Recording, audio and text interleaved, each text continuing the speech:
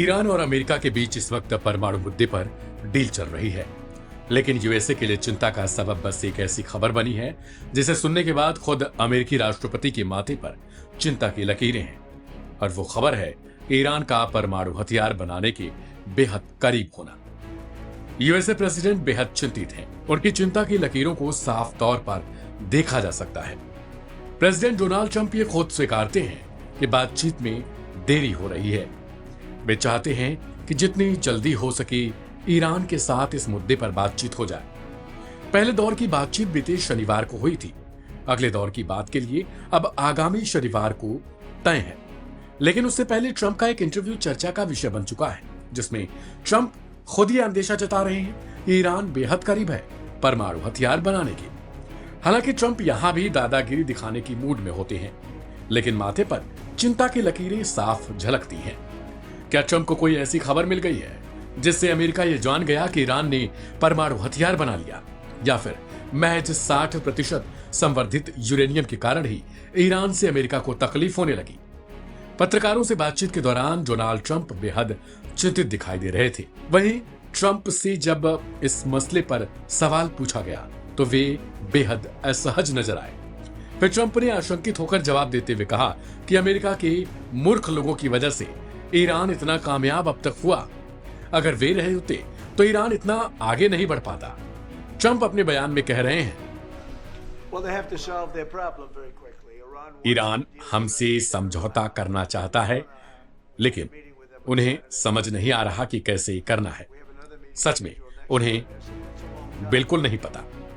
शनिवार को हमारी उनसे एक मीटिंग हुई थी और अगली मीटिंग अगले शनिवार के लिए तय है। मैंने कहा कि ये बहुत लंबा समय है, बहुत ही लंबा। मुझे लगता है कि वो हमें बस घुमा रहे हैं। लेकिन ईरान को न्यूक्लियर हथियार की सोच से पूरी तरह बाहर आना होगा। वो न्यूक्लियर हथियार नहीं रख सकते, कोई नहीं रख सकता। हम नहीं चाहते कि किसी के पास न्यूक्लियर वेपन हो। और मुझे लगता है कि वो हमें इसलिए घुमा रहे हैं क्योंकि हमारे देश में इतने सालों तक मूर्ख लोगों से डील करने की आदत बन गई है। जब मैं राष्ट्रपति था तब ईरान परफेक्ट था, कोई हमला नहीं हुआ। अगर मैं राष्ट्रपति होता तो 7 अक्टूबर को इसराइल पर हमास का हमला कभी नहीं होता, क्योंकि उस समय ईरान पूरी तरह से कंगाल था, एकदम दिवालिया।